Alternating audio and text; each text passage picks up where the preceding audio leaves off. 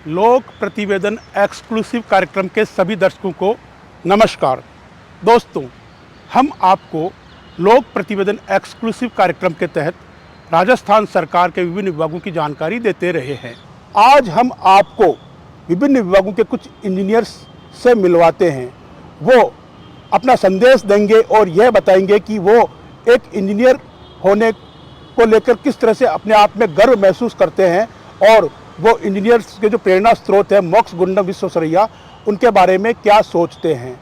तो आइए हम आपको विभिन्न विभागों के इंजीनियर्स से मिलवाते हैं और वो बताएंगे कि उनकी अपनी अंतर्मन की मंशा क्या है और वो किस तरह से अपने इंजीनियर होने को लेकर किस तरह से कार्य करना चाहते हैं और देश और प्रदेश के इंजीनियरों को वो क्या संदेश देना चाहते हैं।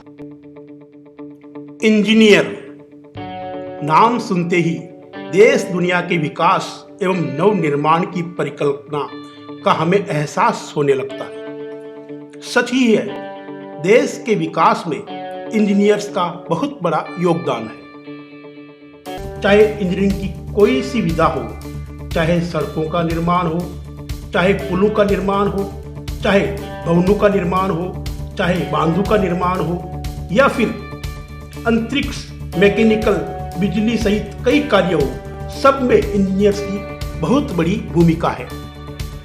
आज का हमारा यह एपिसोड इंजीनियर्स के प्रेरणा स्रोत सर मोक्ष गुंडम विश्वेश्वरैया को समर्पित है, जिनका जन्मदिन 15 सितंबर को इंजीनियर्स डे के रूप में मनाया जाता है।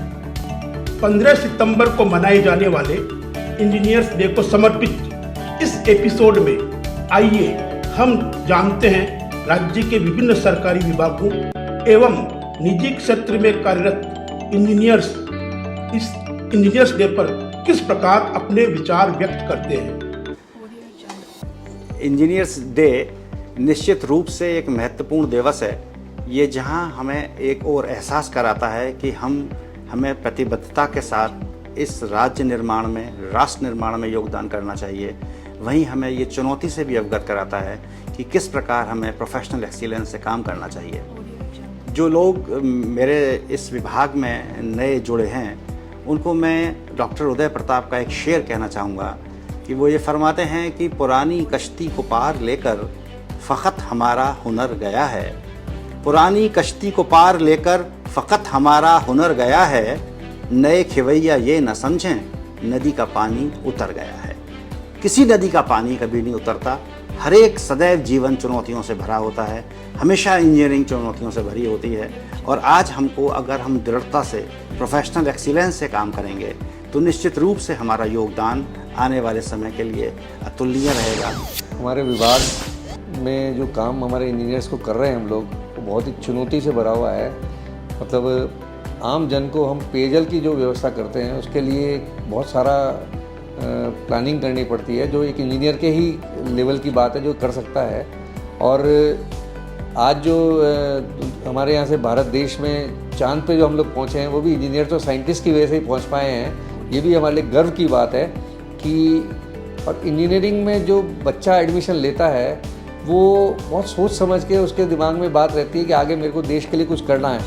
तो देश की अगर प्रगति संभव है, मेरे हिसाब से अगर बात की जाए, तो इंजीनियर्स ही जो है वो प्रगति कर सकते हैं। और इससे बड़ी चुनौती मैं नहीं समझता कोई और होगी देश की प्रगति के लिए। और मैं तो ये सभी आने वाली पीढ़ी से भी यही कहना चाहूँगा कि इंजीनियरिंग जो है वो कहीं एंड नहीं होता उसका, ये प्रगतिरत रहेगी और चुनौतियों से भरपूर रहेगी हमेशा। और इसी के साथ मैं तो बस यही बोलूँगा कि सभी स्वस्थ रहें अपने, और बहुत बहुत शुभकामनाएं आपको इंजीनियर्स डे की। आपको विदित है कि विश्वेश्वरैया जी जो एक महान इंजीनियर थे, जिनकी नीतियाँ और सिद्धांत हमारे लिए हमेशा प्रेरणा स्रोत हैं और हम उनके दिए गए रास्तों पर आगे भी निर्दिष्ट रूप से आगे बढ़ने का प्रयास कर रहे हैं। आज हम जो विश्वेश्वरैया साहब हैं, उनके दिए गए व्यक्तित्वों और उनके बताए गए रास्तों पर हमने बहुत सारे हिंदुस्तान के अंदर और विदेशों के अंदर हमने विभिन्न कार्य किए हैं। Engineers make the world. मैं आपको ये कहना चाहता हूँ, बताना चाहता हूँ कि इंजीनियर राष्ट्र का निर्माण करते हैं। इंजीनियर्स निर्माण करता है। तो निर्माणकर्ता की जिम्मेदारी होती है कि वो सभी क्षेत्रों में जहाँ की जैसे सड़क है, बांध है, पेयजल है, बिजली है, मैकेनिकल साइड्स में जितने इंस्ट्रूमेंट हमारे बनते हैं या जो भी हमारे पास में जो भी हम जिस पे भी हम आज देख रहे हैं दुनिया में, वो सभी इंजीनियरों द्वारा बनाए गए हैं। इंजीनियर राष्ट्र के निर्माणकर्ता होते हैं, इस विश्व के निर्माणकर्ता होते हैं, इसलिए इंजीनियरों की जिम्मेदारी और भी बढ़ जाती है। हमारे को विश्वेश्वरैया जी के पथ, उनके द्वारा दी गई शिक्षा, उनके द्वारा दिए गए रास्ते को बताते हुए उनको उसका अनुसरण करते हुए हमारे को परिश्रम और हमारे श्रेष्ठता के साथ में कार्य करना चाहिए।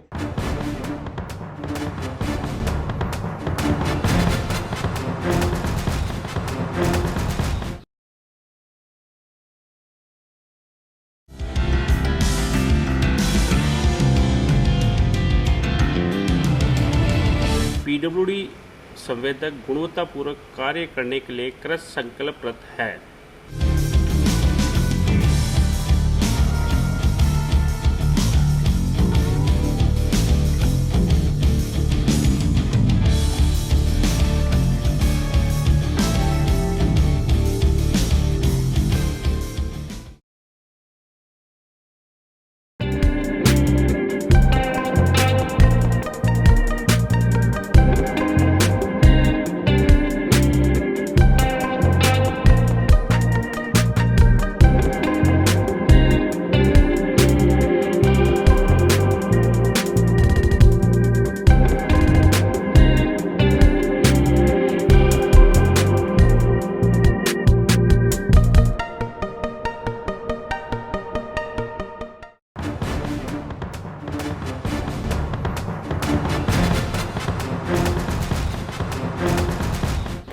इंजीनियर्स डे पर इंजीनियर्स के प्रेरणा स्रोत मोक्षगुंडम विश्वेश्वरैया जी की 15 सितंबर को जयंती के अवसर पर